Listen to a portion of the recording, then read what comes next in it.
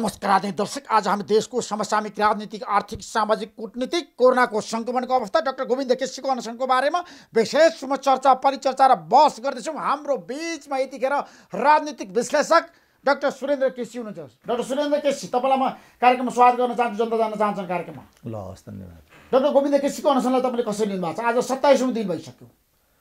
अब यो अलिकति अहिलेको जुन शासकीय जुन समूह छ, यो समूह चाहिँ अलिकति असहिष्णु, भिन्न विचार र प्रवृत्तिलाई नखप्ने, नसहने, सत्याग्रहको अनसनको धर्म र मर्मलाई नबुझ्ने खालको भएको हुनाले यो डाक्टर गोविन्दको लागि चर्को पर्छ कि भन्ने मेरो बुझाइ थियो। र कर्णालीमा जुन बेला जुम्लामा उहाँले यो थाल्नुभएको थियो, यो बाटो अहिले नलिनुहोस् डाक्टर साहब भन्ने खालको मेरो सुझाव थियो। तपाईँले सुझाव दिनुभएको थियो डाक्टर सुरेन्द्र केसी, तपाईले डाक्टर गोविन्द केसीलाई? डे वानमै, किनभने यिनीहरू एकदमै उद्दण्ड खालका छन् यिनीहरू, र यिनीहरू सत्याग्रहको मर्म नै बुझ्दैनन्। मलाई एउटा प्रकरणको सम्झना हुन्छ। जुन बेला बिपी कोइरालाले 1947मा यहाँ राणाहरूको विरुद्ध हडताल अनसन गर्न थालेका थिए, त्योभन्दा पहिला महात्मा गान्धीसँग उनले सल्लाह गरेका थिए। किनभने यो अहिंसात्मक, असहयोगात्मक आन्दोलन, अनसनको आन्दोलन भनेको चाहिँ गान्धीको क्रिएसन हो, उनको आइडियोलोजी हो यो। अनि त्यसो भएको हुनाले बिपीले चाहिँ गान्धीसँग सोधे, म पनि यो बाटो हिँड्दैछु, कस्तो होला भनेर। अनि गान्धीले उनलाई के भनेको थियो भने, अङ्ग्रेजहरू साम्राज्यवादी भए पनि उनीहरू प्रजातन्त्रलाई, शान्तिलाई मान्ने खालको यो संस्कारका हुन्छन्। राणा भनेको चाहिँ ब्रुटल र अधिनायकवादी भएको हुनाले सायद अनसन चाहिँ त्यहाँ प्रयुक्त हुँदैन कि, यो तिम्रो लागि खतराजन्य हुन्छ कि भन्ने सुझाव दिएका थिए। अहिलेका शासकहरूको मनोवृत्ति र मोहन शमशेरको मनोवृत्तिमा म केही पनि फरक देख्दिनँ।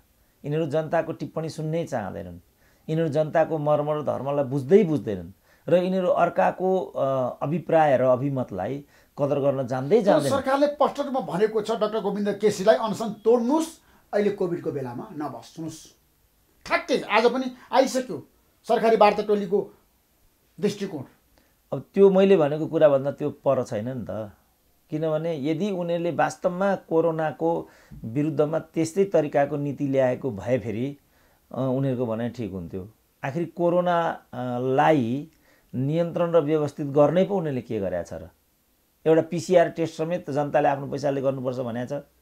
एउटा अस्थायी अस्पतालको उनीहरूले बन्दोबस्त गर्न सकेको छैन। अहिले चाहिँ टुनी खेलमा मान्छे लाम लागेर एक भुँडी भात चाहिँ मागेर खानु परिराखेको छ। सरकार कहाँ छ त यहाँ? अब कोरोना के हुन्छ भन्ने कुरा थाहा छैन यसलाई। तर डाक्टर गोविन्द केसीले कोरोनाको सङ्क्रमणले नेपाल उच्च जोखिममा पुगिरहेको अवस्थामा, जताततै जनतामा सन्तरास छाइरहेको अवस्थामा अनसन बस्नु ठिक थिएन भने तपाईँको तर्क आयो? होइन, त्यो भनेको होइन। मैले अहिलेको शासक मण्डलीले अनसनको मर्म नै बुझ्दैन। यो भनेको ज्यान सुम्पर्ने कुरा हुन्छ। अब जल्लादको अगाडि सत्याग्रहको महत्त्व वर्तमान सरकारले बुझ्दैन उसले। म अघि सैद्धान्तिक व्याख्या गर्दै थिएँ नि त, यो अनसनको मर्म र धर्म भनेको के हो र यो कसले बुझ्छ? त्यो बुझ कि शासक मण्डली त्यहाँ भयो भने पो अनसनको अर्थ भयो। जस्तो तपाईँ जल्लादसँग गएर भिख माग्नुहुन्छ ज्यानको, दिन्छ त उसले तपाईँलाई त्यो जान? सद्दाम हुसेनलाई अमेरिकाले मार्ने निर्णय गर्यो। सद्दाम हुसेनले आफै पासो लगाएर मलाई यसरी मार्न बाबु, तँलाई यसरी गर्दा मार्न सजिलो हुन्छ भनेर पासो लगाएको मैले आफै देखेको थिएँ। किनभने देशको लागि सद्दाम हुसेन मर्न तत्पर थिए, अमेरिकीहरू उनलाई मार्न कृत सङ्कल्पित थिए। अब सद्दामले भटभटाएर पनि अमेरिकाले चाहिँ उनलाई माफ दिन्थ्यो त? त्यो त सम्भव थिएन नि।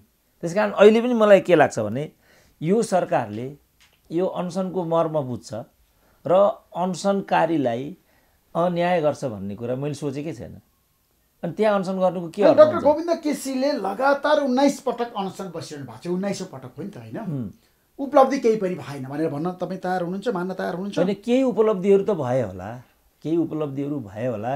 कमसेकम शिक्षा, स्वास्थ्यभित्रको जुन विकृति विसङ्गति हो त्यो बाहिर आयो। कसरी स्वास्थ्यको नाममा यिनीहरूले देश लुटिरहेका छन् भन्ने कुरा बाहिर आयो। कसरी गुणस्तरहीन स्वास्थ्य शिक्षा हामीले पाइरहेका छैनौँ, र स्वास्थ्य सम्बन्धी विश्वव्यापी जुन 5% बजेट छुट्याउनु पर्ने जुन विश्वव्यापी WHO कै मानक हो, त्यस्तो कुरालाई पनि यिनीहरूले कसरी ह्याकुलाले मिचेर स्वास्थ्य माफियाहरूले नै क्याप्चर गरेका छन्। दलकै नेताहरूको लगानी स्वास्थ्य क्षेत्रमा मुख्यत भएको हुनाले नै आजको दिन आएको छ।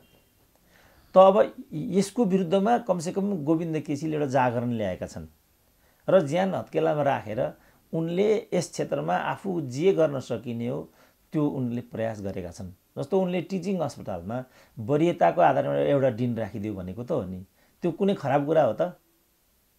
त्यति गर्दैमा के हुन्छ त? तर प्रधानमन्त्री जसले आफ्नो जिउ सुमसुम्यायो त्यसलाई त्यहाँ डिन बनाउनको लागि कृत सङ्कल्पित थिए। उनी कति सिनियर थिए कति जुनियर थिए भन्ने कुरा गौण भयो। अब अहिले जो दिव्या सिंह शाहलाई हटाउनु पर्छ भनेर फेरि पनि त गोविन्द केसीको दृष्टिकोण आयो नि त, माग राख्नु भयो नि त। उहाँले प्रधानमन्त्री त्यसमा असन्तुष्टि व्यक्त गरिरहनु भएको छ, यो गलत काम हो, सरकारले त्यो मान्न तयार छैन, गोविन्द केसीको माग पुरा हुँदैन भनेर त प्रधानमन्त्री भनिसक्नु। त्यही त मैले जे भने त्यो भन्दा नयाँ कुरा त त्यो भएन नि त। यिनीहरूले अनसनको मर्म नै बुझ्दैनन्, त्यसको धर्म नै बुझ्दैनन्। मैले भने जल्लादसँग गएर तपाईँ ज्यान माग्दै हुनुहुन्छ, जल्लादले तपाईँलाई ज्यान दिन्छ? बगरेले खसीको ज्यान दिने हो भने तपाईँ मासु कसरी खानुहुन्छ? तर दिव्या सिंह शाहले त प्रधानमन्त्रीको जीवन रक्षा गर्नुभयो नि त। प्रधानमन्त्री केपी शर्मा ओलीलाई राम्रोसँग उपचार गर्नुभयो, धेरै वर्षदेखि नै उहाँको साथमा हुनुहुन्छ, उहाँ त्यही कुरालाई बचाउनु भयो। त्यही कुरालाई प्रधानमन्त्रीको स्वास्थ्य एकदम राम्रो छ अहिले। प्रधानमन्त्रीको स्वास्थ्य राम्रो छ अनि टिचिङ अस्पतालको स्वास्थ्य कस्तो छ त बाबु? त्यो हो नि त हेर्नुपर्ने कुरा। प्रधानमन्त्रीको स्वास्थ्यको महत्त्व कति, टिचिङ हस्पिटलको स्वास्थ्यको महत्त्व कति? तपाईँको आँखाको अगाडि टिचिङ हस्पिटल बर्बाद भयो कि भएन? वीर अस्पताल बर्बाद भयो कि भएन? त्यसको विश्वसनीयता समाप्त भयो कि भएन?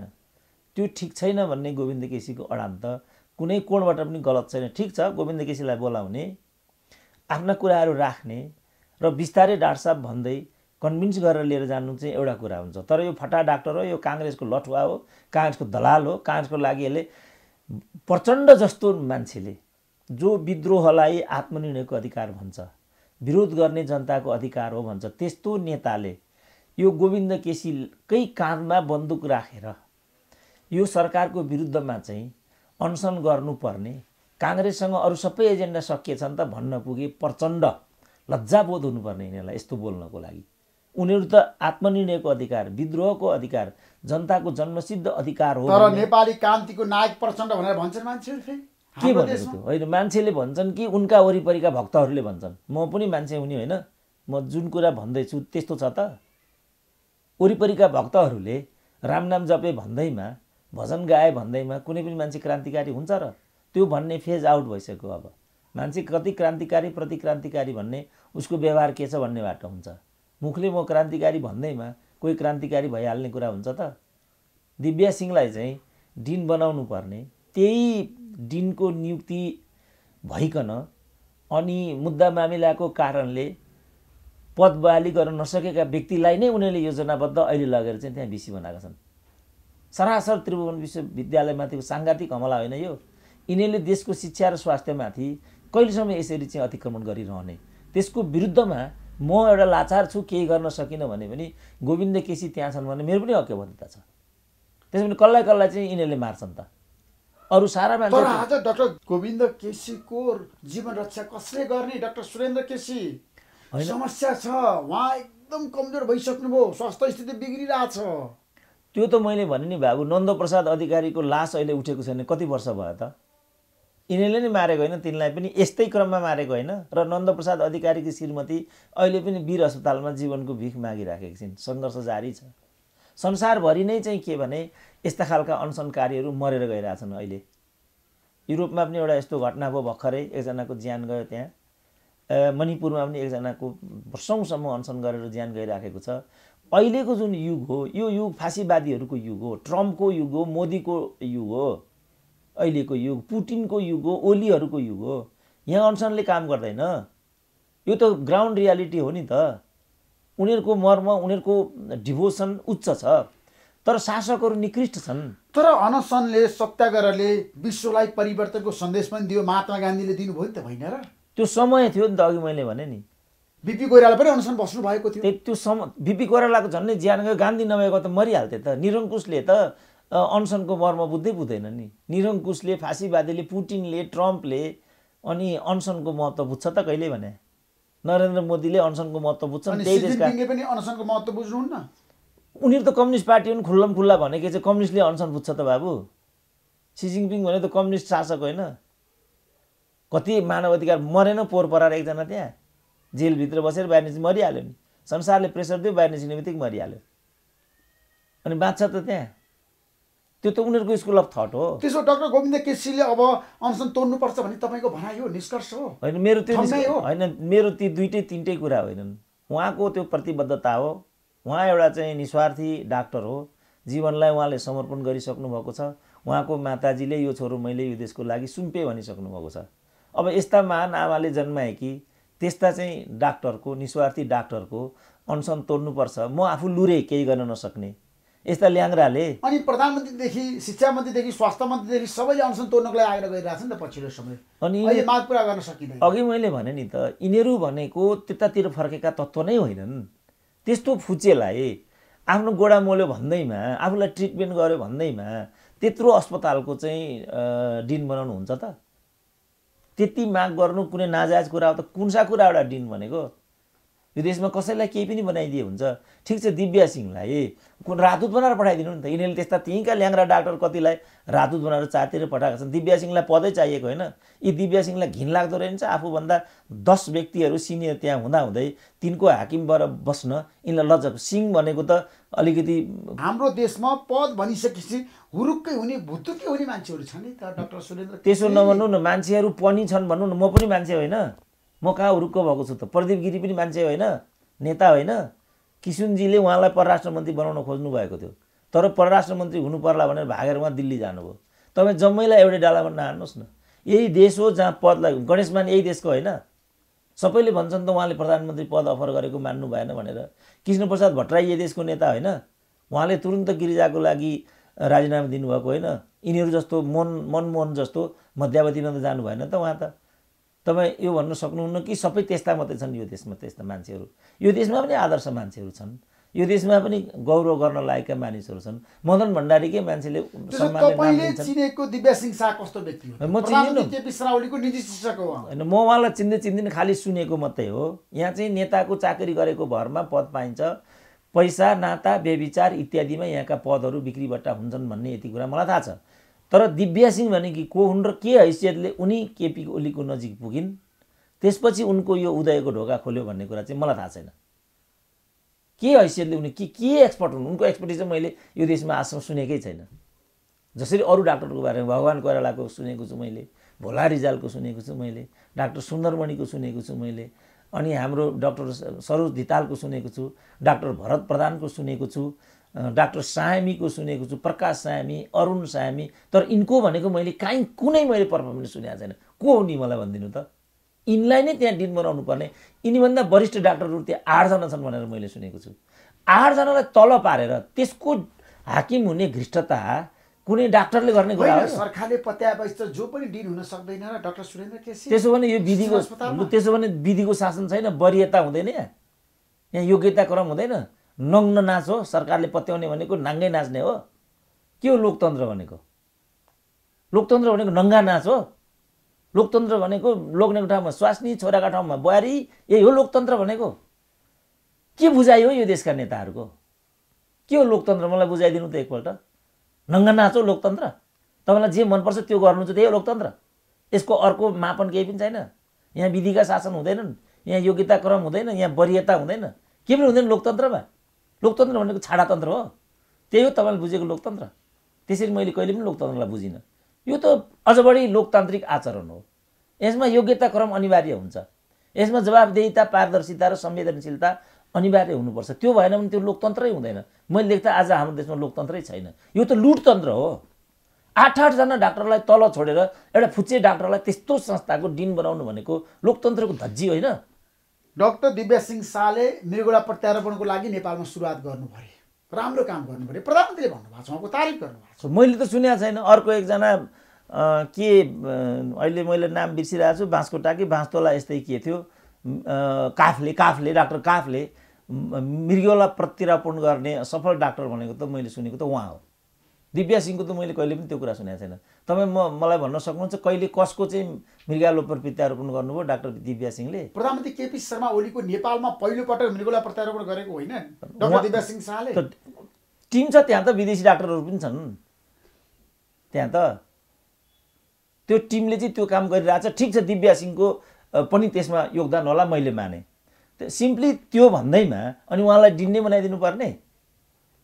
ठिक छ, उहाँलाई वरियताको आधारमा उहाँ केही पनि उहाँले पद हासिल गर्नुहोस् न, मेरो केही पनि भन्नु छैन, वरियताको आधारमा आउनुहोस्। त्यहाँ चाहिँ आउँदा ठिक छ, उहाँलाई राजदूत बनाएर फेरि महेश मास्के जहाँ गएका थिए चिनमा त्यहाँ बनाइदिउँ, त्यहाँ महेन्द्र पाण्डे नै चाहिने अनि यहाँ उहाँ नै चाहिने। युवराज खतिवडा जानु भएको छ नि त अमेरिका, त्यही त ल, त्यहीँ पठाए पनि त हुन्थ्यो। युवराज खतिवडाको के डिप्लोमेसीमा योग्यताहरू, जसलाई बनाए पनि त हुँदो रहेछ। त्यसमा दिव्या सिंहलाई पठाएको झन् राम्रो हुन्थ्यो, मलाई केही पनि भन्नु थिएन। अहिले श्रीलङ्काबाट विशम्बर प्याकेर लाउनु भएको छ, त्यो पनि खाली छ। कुनै अर्को ठाउँमा उहाँलाई पठाइदिएकोमा राजनीतिक अधिकार प्रयोग गरेर प्रधानमन्त्रीले राजनीतिक नियुक्ति दिनुहोस्, त्यसमा मलाई केही भन्नु छैन। त्यो त प्राज्ञिक पद हो नि। प्रज्ञा प्रतिष्ठान भनेको, त्रिभुवन विश्वविद्यालय भनेको, टिचिङ इन्स्टिट्युट भनेको त यिनीहरू त प्राज्ञिक स्थलहरू हुन्। यहाँ नङ्गा नाच्न पाइन्छ? 8-8 जना डाक्टरलाई किल गरेर यिनीहरू निजामतीमा पनि यही गरे। 2047 सालदेखि यता आजसम्मको इतिहासमा एकजना पनि वरियता युक्त सेक्रेटरी नेपाल सरकारको मुख्य सचिव भएको एकजना पनि। त्यसको फल आज निजामतीले भोग्दैछ नि त। त्रिभुवन विश्वविद्यालयमा यही कुरा भयो। त्यहाँ वरियता पनि हुँदैन, त्यहाँ मरेका कहाँ लिखा रिटायर भएका थाङ्नाहरूलाई ल्याएर के त्यसको फल बोक्दै बोक्दै बोक्दै हिजो एउटा शिक्षकमाथि चाहिँ साङ्घातिक हमला भयो। त्यो के टिचरले कुटे खानुपर्ने, रगत बगाउनु पर्ने ठाउँ हो त्यो? त्यो कुनै विद्यार्थीले गर्ने काम हो त्यो? यस्तै नियुक्तिहरूले गर्दाखेरि उत्पन्न भएको प्रतिक्रिया हो त्यो। किनभने अनास्था छ चारतिर। पछिल्लो समय शिक्षा र स्वास्थ्यमा आमूल परिवर्तन हुनुपर्छ, रूपान्तरण हुनुपर्छ भनेर गरेको छु, तर रूपान्तरण भएको छैन। तपाईँ के मान्नुहुन्छ आजको दिनमा? रूपान्तरण के भयो त? तपाईँलाई एउटा सानो व्यथा लाग्यो भने तपाईँ नेपालमा ट्रिटमेन्ट गर्नुहुन्छ? मलाई इमान्दार भन्नुहोस् त। म त गर्छु, म त पत्याउँदिनँ। आजसम्म विदेश गएको छु, ठिक छ, तपाईँ गर्नु होला, तर तपाईँ गर्नु होला। सुन्दरमणि दीक्षितलाई सोध्नुहोस् तपाईँ। ल ठिक छ, तपाईँ गर्नु होला केस वाइज, म गर्नु होला केस वाइज, तर समष्टिमा नेपालको स्वास्थ्य प्रणालीप्रति कसको विश्वास छ ल भन्नु त? केपी ओली नै कोभिड नभएको भए उहाँ यहाँ ट्रान्सप्लान्ट गराउनु हुन्थ्यो? Do you believe? उहाँले गराउनु भन्छ योभन्दा अगाडि। विद्या भण्डारीले नै गराउनु भएको छ, रामवरण यादवले नै गराउनु भएको छ। कुन चाहिँ नेताले नेपालमा उपचार गराएको छ मलाई भनिदिनु त एकपल्ट? गिरिजा कोइरालाले गराएको, सुजाताले गराएको छ, शेरबहादुरले गराएको छ। त किन यिनीहरू यसो गर्छन् भन्दा आफ्नो संस्थाप्रति यिनीहरूको आस्था नै छैन, विश्वासै छैन। त्यो मर्ने ठाउँ हो भन्ने यिनीहरूलाई लागिरहेछ। त्यहाँ जानु भनेको मर्नु हो भन्ने भइरहेछ। त्यही बदनामीको कारणले अस्ति वीरस्थलमा एउटा प्रकरण आयो नि, अस्पतालले आँखा झिक्यो भन्ने कुरा आयो। अस्पतालले आँखा झिक्छ कहिले? कोरोना लागेको किडनी डाक्टरले बेच्छ कहिले? यो पत्याइने कुरा हो। तर अविश्वास भएपछि, जहाँ विश्वासको खडेरी हुन्छ, जे भने पनि हुन्छ, मान्छे जे पनि भन्छन्, भनेको भने भयो।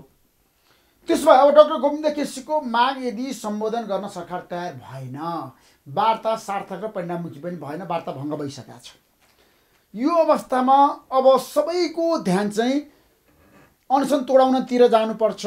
यो सरकारले सुन्दैन, यो सरकारले मान्दैन, यो सरकारले टेर्दैन, उहाँलाई बचाउनुपर्छ, जीवन रक्षा गर्नुपर्छ भनेर भनिरहँदाखेरि अब के गर्ने त? उहाँले केही समयका लागि अनसन तोडेर आफ्नो जीवन रक्षा नगर्ने? अब मैले भने नि त्यो उहाँको प्रतिबद्धता हो। जस्तो मलाई तपाईँले भन्नुहोला सुरेन्द्र केसीजी, तपाईँ यसरी बोलेर नेताहरूको आलोचना गरेर यस्तो विपन्न जीवन बिताउनु भन्दा एकचोटि खड्गौलीको जुत्ता बोकिदिनुहोस् न, राजदूत भएर जानुहोस् न, तपाईँले मलाई भन्नुभयो भने, यदि मलाई त्यो स्वीकार्य हुन्छ भने मैले 30 वर्ष गरेको सङ्घर्षको के अर्थ भयो? गोविन्द केसीले पनि 19 पटकसँग अनसनका माध्यमबाट नेपालको स्वास्थ्य क्षेत्रमा केही न केही गर्छु भनेर लाग्नुभएको छ। त्यस्तो एउटा प्रतिबद्धतामा हिँडेको व्यक्तिलाई के प्रचण्डलाई जनयुद्धको स्पिड छोड्नुहोस्, केपी ओलीलाई कम्युनिस्ट पार्टी विघटन गर्नुहोस् हामी भन्न सक्छौँ? त्यस्तो सम्भव हुन्छ हामीले भने पनि? उहाँको कृत सङ्कल्प हो नि। अनि प्रचण्डले जनयुद्धको स्पिड छोड्नु भएको छैन? त्यही त भन्छु, उहाँलाई त लागेको छैन नि मैले उहाँलाई, तपाईँ हामीलाई त्यस्तो लागेको छ। उहाँ त जनयुद्धकै बाटोमा छु भन्ने छ। हामी समाजवाद उन्मुख यात्रामा छौँ भनेर लाखौँ हजारौँ कार्यकर्ताहरू अहिले पनि त्यो पार्टीमा आबद्ध भएर लागिराखेका छन्। अहिले पनि यो जनयुद्धकै स्पिड हो भनिराखेका छन्। महान गौरवशाली नेता हुन्, यिनलाई त साहित्यको प्रतीक बनाउनुपर्छ भनेर डक्टरेट गरेका प्रोफेसरहरू कृत सङ्कल्पित भएर लागिराखेका छन्। अब हामीले भन्न त हुँदैन होला नि त। उहाँहरूले त्यसलाई जनयुद्ध नै भन्नुभएको छ। जे कजको लागि केपी ओली 14 वर्ष जेल बस्नु भएको थियो त्यसको कन्टिन्युसन हो भन्ने नै विश्वास छ उहाँहरूलाई। अब हामीले भनेर केही हुन्छ त? उहाँहरूले त सम्पूर्ण मूल्यमान्यता छोडिसक्नु हो भन्ने हाम्रो बुझाइ छ, तर उहाँहरूलाई यसले छोएको छैन।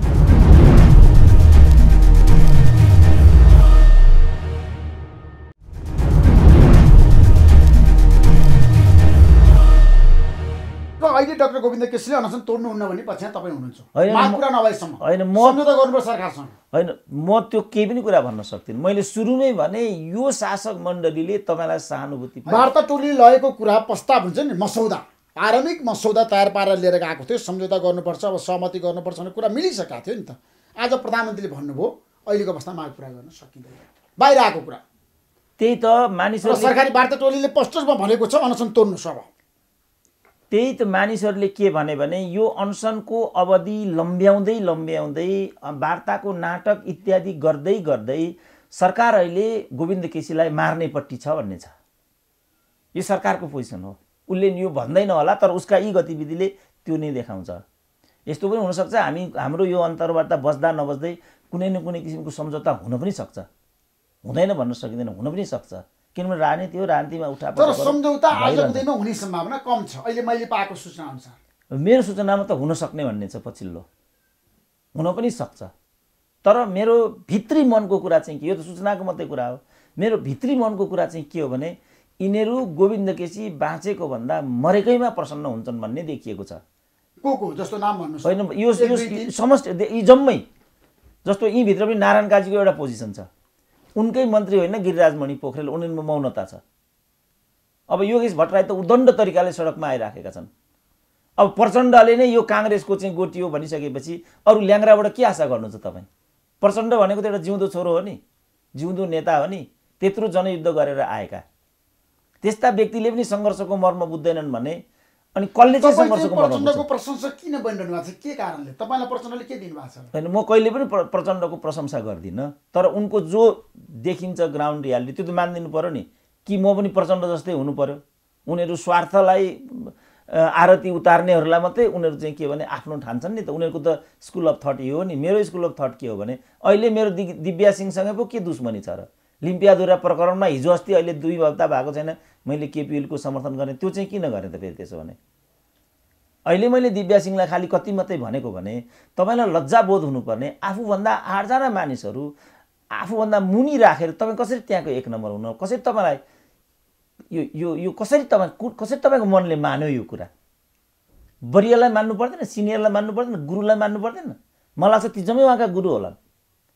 गुरुलाई पनि नमान्ने। अब यही कारणले उहाँ चाहिँ युनिभर्सिटीमा गुरुले विद्यार्थीले आफ्नै गुरुलाई कुटे। हिजोसम्म त कमसेकम अपवाद बाहेक गुरुलाई त विद्यार्थीले कुटेको यस्तो रेकर्ड थिएन नि त। बिपी कोइरालाले भन्नुभएको थियो शिक्षण संस्थाहरू भनेको बाहुबल प्रदर्शन गर्ने स्थल होइन। दुर्भाग्य आज त्यही बिपी कोइरालाको नेभी सङ्घले आज एउटा शिक्षकलाई मरणासन्न बनायो। यो अराजकताको एउटा फडा अहिले चाहिँ जमिराखेको छ। त्यसमा अहिलेको राजनीतिक चरित्र जुन छ, नेताहरूको सोच चिन्तन र स्वार्थीपन छ, त्यसले गर्दा डाक्टर गोविन्द केसीको निस्वार्थी जुन भावना छ, सोच छ, चिन्तन छ, त्यसलाई जनताले मन पराएका छन् नि। जनताले मन पराएपछि त परिणाम आइरहेको छैन नि त। कुलमानलाई हामीले देखिराखेका छौँ। 99% जनताहरूले त्यहाँ कुलमान ल्याइदिनु राम्रो हुन्छ भनेको छ, त्यसमा हामीहरू पनि छौँ। कुनै स्वार्थ छैन हाम्रो। लोड सेडिङ अन्त्य गराएको हुनाले यो क्रेडिट उनलाई दिनुपर्छ, जसले राम्रो। सरकार त्यसो भन्न तयार अब सरकार उ त्यतापट्टि नै छैन। ऊ त के छ भन्दा सरकारले भनिरहेको छ लोड सेडिङ अन्त्य त सरकारले गराएको हो, पुलिसले गराएको हो, प्रधानमन्त्रीले गराएको, ऊर्जा मन्त्रीले गराएको, नीतिले गराएको, व्यक्तिले गराउनै सक्दैन। ठिक छ, त्यसो भने मान्यो। त्यसो भने त मान्यो त टिचिङको त्यसो भने टिचिङको व्यतिथि कसले ल्यायो, वीरको व्यतिथि कसले ल्यायो, कर्मचारीको व्यतिथि कसले ल्यायो, टियुको व्यतिथि कसले ल्यायो? त्यसो भने त्यहाँको चाहिँ उनीहरूले गरेको रहेछ।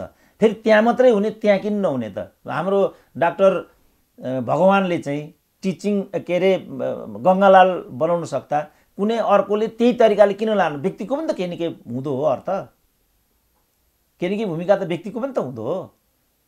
त्यस कारणले व्यक्तिले गरेको योगदानै होइन, सरकारले नीति दियो भन्ने कुरा त सत्य छ नि त। कि भन्दिनँ नि त उहाँलाई बोलाएर ल हाम्रो अहिलेको कुरा यो छ, तपाईँले यहाँसम्म काम गर्नुभयो, तपाईँलाई हामी धन्यवादसहित बिदा दिनु। समयमै निर्णय गर्नु पर्दैन। अनिर्णयको बन्दी गराएपछि हाम्रो इम्प्रेसन के छ भने यिनीहरूले यो मोलतोलको लागि यसलाई खाली राखेको भन्ने हाम्रो बुझाइ त्यो छ। मोलतोल गर्न पाइन्छ जस्तो निजामतीको जो प्रमुख छ, मोलतोल इमानदार मान्छे, निस्वार्थी मान्छे, देश र जनताको पक्षमा काम गर्ने मान्छेले हाम्रो देशमा पद पाएका छन् र भने होइन, त्यो अर्को कुरा भयो। त्यसो भने पाएका छैनन् अनि अब पनि पाउनुहुन्न भन्दै गइयो भने हामी कहाँ पुग्छौँ? प्रजातन्त्रको त्यसो भने के अर्थ भयो? शहीदले जीवन बलिदान तपाईँ जस्तो एउटा राम्रो मान्छेमाथि त गम्भीर आरोप लगाउने गरिन्छ। सुरेन्द्र केसीले पद नपाएको कारणले केपी शर्मा ओलीको विरोध गर्नु भएको छ, पहिलो प्रचण्डको प्रशंसा गर्नु भएको छ होइन। पद पाउनको लागि। पहिलो त म राम्रो मान्छे नै होइन। पहिलो कुरा जहाँसम्म पदको कुरा छ, पद पाउने नेपालमा 4वटा विधिहरू छन्: नाता, पैसा, व्यभिचार, वैदेशिक इसारा। 5औं कारणले कसैले पद पाएको भन्छ भने त्यो मान्छे को हो? तपाईँकै टिभीमा म कति घन्टा भन्नुहुन्छ, पानी पनि नपिएर बहस गर्न तयार छु। यो 4टा भन्दा 5औं कारणले कसैले नेपालमा पद पाएको छ भने त्यो को? जस्तो दिव्य सिंह भन्नुहोस् न, के आधारले युवराज खतिवडाले पद पाइरहनु भएको छ नि त, उहाँको क्षमताको कारणले होइन। क्षमता भयो, उहाँले एउटा बजेट पनि बनाउन सक्नु भएन भन्ने कुरा त पुष्टि भएन। एकजना मान्छेले युवराज खतिवडाको प्रशंसा गरेको छैन आर्थिक क्षेत्रमा। क्षमता रहेछ त? क्षमता भए त्यस्तो हुन्छ? क्षमता हो भने उहाँले आर्थिक सर्वेक्षण ल्याउँदाखेरि नेपालको 42,000 प्रति नेपाली वैदेशिक ऋण थियो भने यो कोभिडको 9 महिनाको अन्तरालमा, 7 महिनाको अन्तरालमा यो बढेर 45,000 पुगेको छ। वैदेशिक ऋण कहाँबाट कहाँ भयो? व्यापारी घाटा के भयो? सम्पूर्ण कल कारखानाहरू बन्द भए। त्यसको लामो श्रृङ्खला पनि छ। क्षमता त डाक्टर रामशरण महतको पनि नभएको होइन नि, युवराज खतिवडाको पनि नभएको होइन।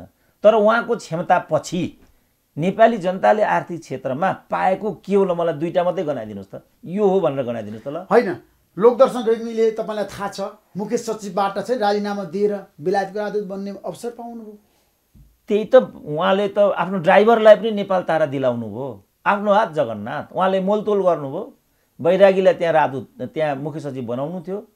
22 गते अगाडि राजीनामा नदिएको भएदेखि बैरागीको त्यस अवधिमा चाहिँ रिटायरमेन्ट हुन्थ्यो। उहाँले बेलायतको राजदूतको पदमा मोलतोल गर्नुभयो, जानुभयो। सबैले यही गरेको छ, लीलामणिले यही गरेको छ, बालुवाटार सुम्पिएको छ, चाइनाको राजदूत भएको छ, सोमलाल सुवेदी भन्ने एउटा लुवागे थियो, त्यसले त्यही गरेको छ। कसले चाहिँ त्यस्तो गरेको छैन त्यहाँ? मलाई भन्नु त कसले चाहिँ यो गरेको छैन? यिनीहरू त अपराधीहरू हुन्। यिनीहरू म भए त ठिङ्गा लगाइदिन्थेँ होला। त्यसरी मोलतोल गरेर खान पाइन्छ?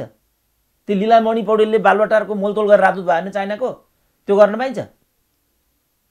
सोमलाल सुवेदीले मुख्य सचिव जस्तो सम्मानित पद छोडेर जाब एउटा एडिबीको खरदार भएर जान पाइन्छ? गएको भनेर चाहिँ फिर्ता ल्याएको होइन केपी ओलीले। फेरि उहाँले चाहिँ यो लोधरे भन्नेलाई चाहिँ के गरे त? त्यस्तो सेम कुरा हो नि त यो।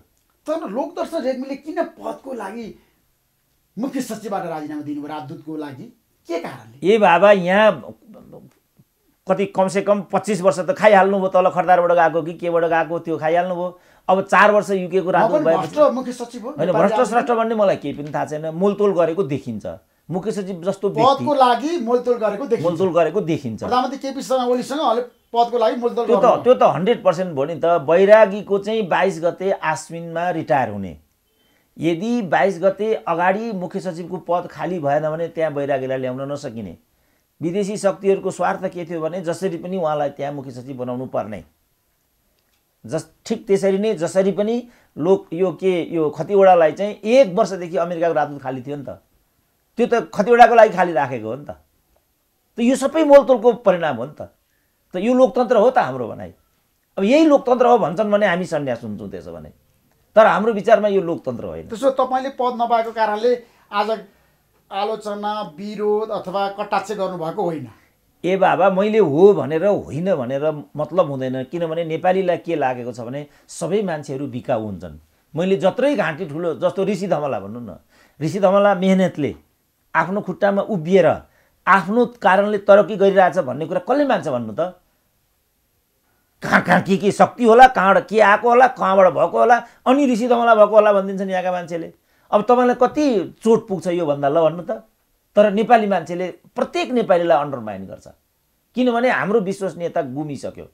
प्रधानमन्त्री भएको मान्छे राजदूत भएर जान्छ, मन्त्री भएको मान्छे राजदूत भएर जान्छ, मुख्य सचिव भएको मान्छे आज राजीनामा दिन्छ, आफै माइन्युट गर्छ। कति अनैतिक हुने यिनीहरू। अब यस्तालाई कसले पत्याउँछ ल भन्नु त? अब सुरेन्द्र केसी चाहिँ सुनले नुहाएको, दुधले नुहाएको सुनको घडा हो भन्यो भने मेरो श्रीमतीले पत्याउँदिन यो कुरा। किन? माहौलै छैन।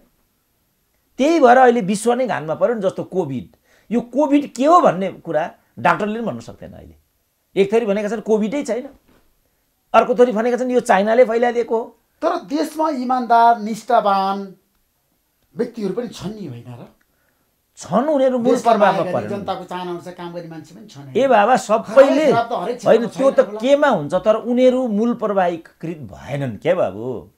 जस्तो अब कर्मचारी भन्नुहोस् न, यिनीहरू चाहिँ राष्ट्र सेवक सारा जस्तो बालबटारकै तपाईँ मलाई सम्झाइदिनुहोस् न।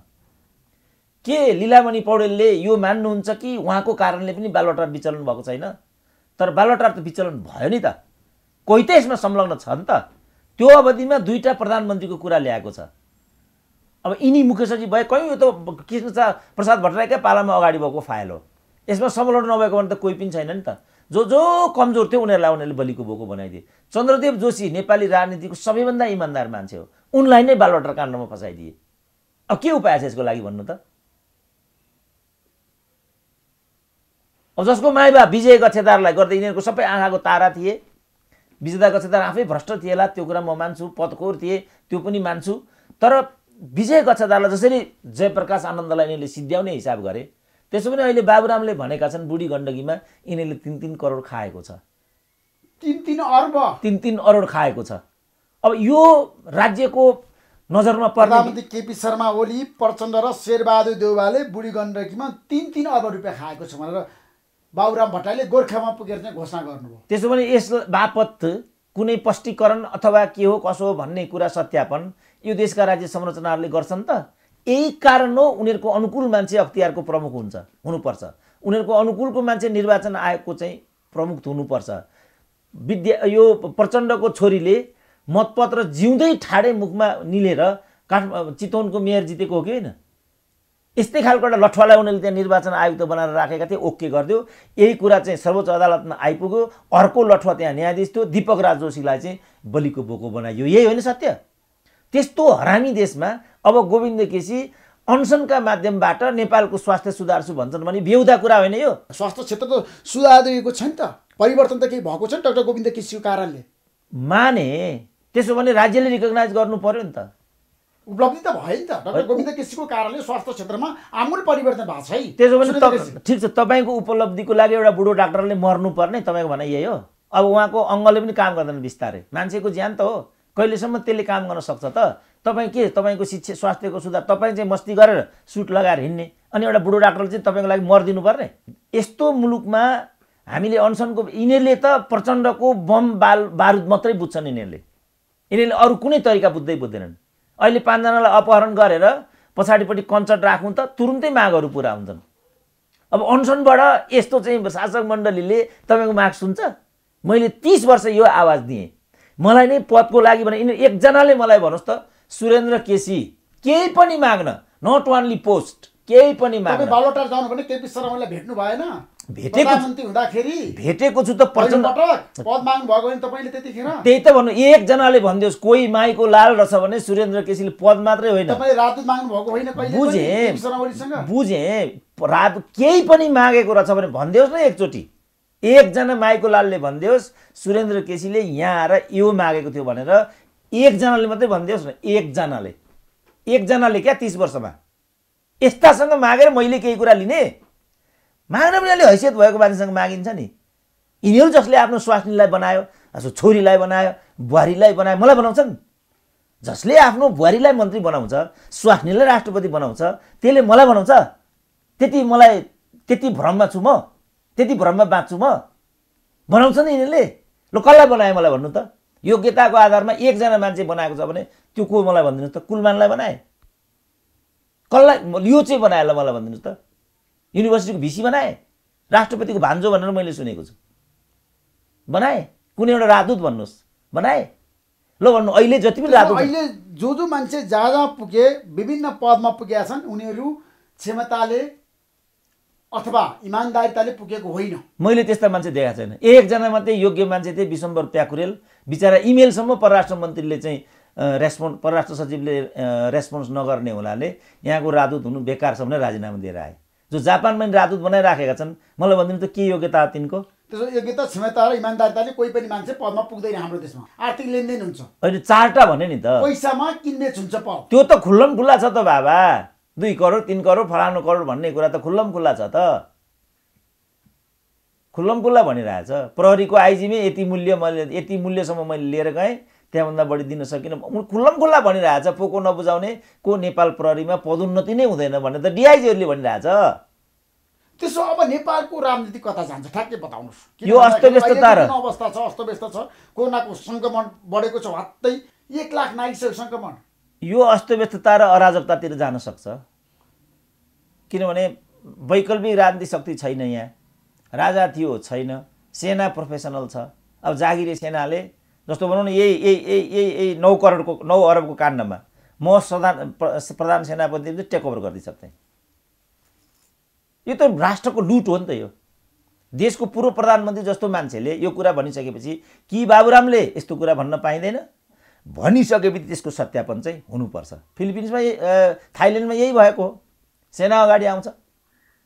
हाम्रो देशमा सेनाले को गर्न सक्छ र भने त्यही त मैले भने, त्यही मैले भनिसकेँ। त्यो मैले सुरुमै भनिसकेँ। लोकतन्त्र छ, लोकतान्त्रिक मूल्य र मान्यतामा जानु पर्ला। अनि लोकतन्त्र भनेको कि नङ्गा नाचो त्यसो भने ऋषिजी तपाईहरु पत्रकारिता भन्नुहुन्छ। पत्रकारिता भनेको तपाईँ पत्रकारी आचार संहिता उल्लङ्घन गर्न पाउने अधिकारको ग्यारेन्टी सहितको पत्रकारिता हो र त्यो त आचार संहिता भित्रको पत्रकारिता हो नि त। लोकतन्त्र भन्ने कुरा पनि त्यही हो। लोकतन्त्रका सर्टेन मानक सिद्धान्तहरू हुन्छन्। तपाईँ त्यसलाई चाहिँ कृष्णप्रसाद भट्टराईले 9 महिनामा हटाउन खोजे नि त गिरिजाबाबुले। तुरुक्क चाहिँ रगतको आँसु चुहाएर नेपालको राजनीतिमाथि अनेक व्यङ्ग्य गरेर मध्यावधिको बाटो छोडेर सन्यास लिए नि त उनले राजनीतिबाट। त्यो हो नि लोकतन्त्र भने। त प्रदीप गिरीको अघि मैले कुरा गरेँ। त्यसो भए काङ्ग्रेसको विकल्प कम्युनिस्ट हाम्रो देशमा अरू कुनै पनि पोलिटिकल पार्टी आउँदैन अब? अहिलेसम्म देखिएको छैन, किनभने वैकल्पिक राजनीतिको कुरा गर्ने त बाबुराम नै हुन्, रविन्द्र मिश्रहरू नै हुन्। जनताले पटक्कै ध्यान दिएनन्। अब आउने चुनावमा बाबुरामले कहीँबाट चुनाव जित्दा पनि जित्दैनन्। अनि प्रचण्डले चितवनबाट चुनाव जित्दैनन्। अब नेपाली जनता जिउँदा छन् भने त कसरी जित्ने? मृतक हुन् चितवनका जनता भने जित्छन्। अब को हुन्? अब उनीहरूको परीक्षा त्यहाँबाट हुन्छ। उनीहरूलाई परिवर्तन पनि चाहियो, व्यक्ति र विकृतिलाई पनि हटाउनु पर्यो। अनि त्यहीलाई दोहोऱ्या निर्वाचित गरेर पठाउने भने त्यो के मैले गरिदिनु पर्ने? मैले भने म चितवनमा एकचोटि चुनाव लड्छु प्रचण्डसँग, हाल्छन् त जनताले भोट मलाई। त्यसकारण जनताको चाहना नै त्यो हो भने त्यो चाहिँ बरु लोकतन्त्र हो। तर हामीलाई चाहियो लोकतन्त्र भनेको तात्विकलाई लोकतन्त्र मान्ने कि यो नग्नतालाई लोकतन्त्र? के हो लोकतन्त्र भनेको? त्यसकै परिभाषा गर्नु पर्यो। लोकतन्त्र भन्ने चिज हो नै के? यो कसरी अभिव्यक्त हुन्छ? त्यसो अहिले शेरबहादुर देउबा, केपी शर्मा ओली, प्रचण्डको विकल्प नेपालमा देखिएन। होइन, त्यो हामी नभनौँ न। हामी के भनौँ भने जनताले एउटा परिवर्तनको एउटा मानसिकता व्यवहारद्वारा, जस्तो भने नि मैले उपनिर्वाचन भइरहेको थियो, लोग्नेको ठाउँमा जहिले पनि स्वास्नी, लोग्नेको ठाउँमा जहिले पनि स्वास्नी, लज्जास्पद कुरा हो। एक धक्का देऊ न बाबु भने कास्कीका जनतालाई दिएनन्। अब मैले छाती पिटेर हुन्छ त केही कुरा? यो गोविन्द केसीको कुरा पनि यही हो। 19 चोटिसम्म अनसन गर्दा जहाँ केही हुँदैन अनि 20औं चोटिमा के हुन्छ त? खालि एउटा बुढो डाक्टरको ज्यान जान्छ। अब यस्तो किसिमको चाहिँ यस्तो किसिमको कठोर निष्ठुरी एउटा सरकारलाई अनसनका माध्यमबाट झुकाउँछु भन्यो भने त्यो एक किसिमको कोरा कल्पना मात्रै हुन्छ। त्यो सम्भव छैन। महात्मा गान्धीको कुरा अघि मैले भने नि, ब्रिटिस शासकहरू साम्राज्यवादी भए पनि उनीहरू उदार थिए, उनीहरू पढाइ थियो, उनीहरू अनसनको महत्त्व बुझ्थे, लोकतन्त्रको महत्त्व बुझ्थे। त्यसै कारण गान्धीले चाहिँ तपाईको नजरमा 3 जना नेतामा केपी शर्मा ओली र प्रचण्ड, शेरबहादुर देउवामा कुन चाहिँ राम्रो नेता हो त? यी तीनटै राम्रा छैनन्। त्यसै कारण यसको विकल्प चाहिन्छ। त्यो म हुँ भनेर मैले भनेको छु। मान्छे हाँसे खा हुँदो त्यसो भने विकल्प खोज्नु। यो नेतृत्वबाट यो देशले अब परिवर्तन पाउँदैन। यो नेतृत्वले जनतालाई कुनै पनि परिणाम दिँदैन। कि यो नेतृत्वलाई फ्याँक होइन भारी भनिरहनु भएको छ, मैले धेरै काम गरेँ, कोभिडको बेलामा पनि सुधारका सङ्केतहरू र उपलब्धिहरू दिइरहेको छु भनेर भन्नुभएको छ। जस्तै भाँच्नु पर्यो नि त औँला। जस्तो राजा महेन्द्रले 10 वर्षमा चाहिँ 250 उद्योगहरू खोले, यो खोले, बाँसबाडी खोले, यो खोले, गोरखकाली रबर उद्योग गरे, ट्रली भने, फलानु भन्यो, 1 2 3 4 भयो। त्यहाँ मान्छेले रोजगारी पाए नि। अब त्यस्तै अहिले मलाई त भनिदिनुहोस् न, लु अहिले यो 3 जना नेताहरूको पालामा एउटा उद्योगको स्थापना भएको भने मलाई भनिदिनु न त्यो उद्योग कुन चाहिँ हो? बरु यी जम्मै उद्योगहरू यही अवधिमा चाहिँ बन्द भए। त्यही हो त लोकतन्त्र भनेको। यो काठमाडौँमा मात्रै कतिवटा उद्योग थियो ल भन्नु त? मलाई अहिले पनि थाहा छ। म मजदुरहरूको बिचमा काम गर्थेँ बालाजु औद्योगिक क्षेत्रमा। कस्ता चाहिँ बिस्कुट कम्पनीहरू थिए त्यहाँ। मै काम गर्थेँ विद्यार्थी हुँदाखेरि मजदुरहरूको बिचमा। ट्रली बस म चढेर हिँड्थेँ। अनि बाँसबारी छाला जुत्ता कारखाना त्यहाँ थियो। हिमाल सिमेन्ट कारखाना त्यहाँ थियो। पाटन औद्योगिक क्षेत्र त्यहाँ थियो। बालाजु औद्योगिक क्षेत्र त्यहाँ थियो। ती छन् त अहिले?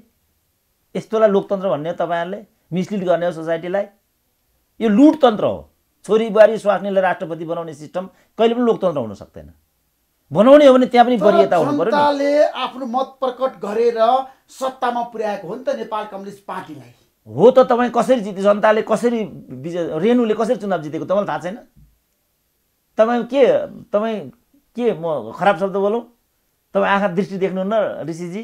मेरो मात्रै कान छ र नेपालमा मलाई कुटाउने हो, वाइसिएल लगाइदिने हो मलाई? जहिले पनि मैले बोल्नुपर्ने सानोदेखि ठुलोसम्म कुरा। जस्तो भनौँ न, यही चाहिँ 9 करोडको कुरा, 20 करोड त तपाईँको यो गुरिल्लाहरूको पैसा चाहिँ विचलन गरेको हुनाले मैले माओवादी पार्टी छोडेको भनेको छ बाबुरामले।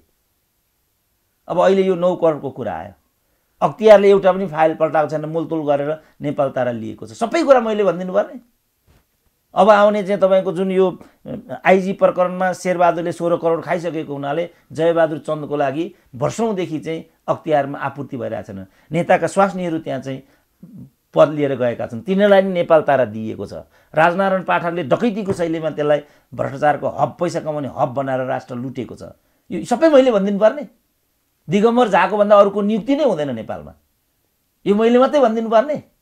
युवराज खतिवडा भन्दा अर्को मान्छे छैन नेकपा भित्र, अरू मरे, यो मैले भनिदिनु पर्ने? सबै अनि खिच्चा कुकुर जस्तो ख्याङख्याङ गरेर बागोजार मलाई कुटाउने षड्यन्त्र हो यो कि के हो? यो कि यो झुट कुरा हो? यसमा वास्तविकता छ भने अब देशले सुन्नुपर्छ हामीलाई पनि। अनि यो पद पाउनको लागि पद ए बाबा मलाई यिनीहरूले पद दिए, ल अब मेरो जे प्रतिष्ठा अहिले छ, प्रधानमन्त्री भयो भने मेरो प्रतिभा बढ्छ। जनताले बुझेका छैनन् भने तपाईँले जुन कुरा उठान गरिरहनु भएको छ, तपाईँले जनताको बारेमा बोलिरहनु भएको छ, देशमा भएको व्यतिथिको बारेमा, भ्रष्टाचारको बारेमा, कुशासनको बारेमा, होइन, हरेक दिन तपाईँ बोलिरहनुहुन्छ। तर जनताले केपी शर्मा ओलीकै कुरा, प्रचण्डकै कुरा, शेरबहादुर देउवाकै कुरा किन सुनिरहेको छ त? के कारण छ? के कारण हो भने ऋषिजी, गाउँमा तपाईँ जानुहोस्, गोरुलाई कुट्नुहोस्।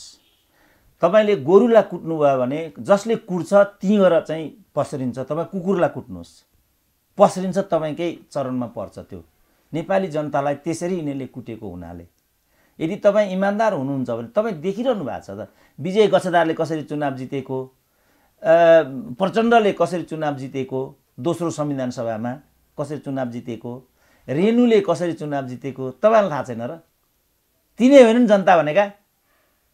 अब ठ्याक्कै भन्नुहोस्, लोकतन्त्रको विकल्प के छ? लोकतन्त्रको विकल्प त लोकतन्त्र नै हो, तर लोकतन्त्र भनेको नङ्गा नाच होइन। हाम्रो झगडा यहाँ हो, सदाचार हो, योग्यता क्रम हो। अहिले कुन चाहिँ शक्ति आउनुपर्छ त सत्ता चलाउनको लागि? अब अहिले वैकल्पिक शक्तिको बारेमा परिकल्पना गर्न सकिँदैन। प्रत्येक पार्टीभित्र राम्रा असल निष्ठावान नेता कार्यकर्ताहरू छन्, तिनलाई छनौट गर्नुपर्छ एकपल्ट नेपाली जनताले। जस्तो म चाहिँ नेकपा हुँ भने मेरो क्षेत्रको उम्मेदवार काङ्ग्रेसको राम्रो छ भने मैले हिम्मत गरेर काङ्ग्रेसलाई भोट हाल्नुपर्छ। र तपाईँ क्षेत्रमा तपाईँ काङ्ग्रेस हुनुहुन्छ तर तपाईँको क्षेत्रमा चाहिँ कम्युनिस्टको उम्मेदवार राम्रो छ भने तपाईँ त्यहाँ पनि भोट हाल्न सक्नुपर्छ, अथवा वैकल्पिक अरू नेताहरू। यो एउटा अन्तिम विकल्पको रूपमा हुन सक्छ। त्यसबाहेक डाक्टर गोविन्द केसीलाई हामीले बचाउन सक्छौँ? अब यिनीहरूको शासकहरूको प्रवृत्ति हेर्दाखेरि त हामी बचाउन सक्दैनौँ कि उहाँले सरेन्डर गर्नु पर्यो, त्यो हामी भन्न सक्दैनौँ। त्यसकारण मैले सुरुमै भनेको थिएँ, डाक्टर साहब तपाईँ अहिले चाहिँ नियन्त्रित हुनुहोस्। अहिले जो शासकीय मनोवृत्ति जे यिनीहरूसँग छ, यसले तपाईँ जस्तो भावनाको, तपाईँ जस्तो सत्याग्रहको मर्म र धर्मलाई यसले बुझ्दैन। बगरेको छेउमा गएर खसीले मलाई नकाट भन्यो भने अनि बगरेको दोकान कसरी चल्छ त? उसले त त्यसलाई काटेर नबेचिकन उसको खल्ती भरिँदैन। त्यसकारण अहिले यो काम नगर्नुहोस् डाक्टर साहब भनेर मैले भनेको थिएँ। म क्षमा चाहन्छु, मैले उहाँको लागि केही पनि गर्न सक्दिनँ। मैले जे गर्न सक्थेँ त्यो रूपमा गर्न खोजेँ, त्यो उहाँको लागि उपयुक्त भएन। Thank you so much doctor Surendra KC, महत्त्वपूर्ण समय दिनुभयो। तपाईँलाई धेरै धेरै धन्यवाद। हवस्, नमस्कार। हवस्, धन्यवाद।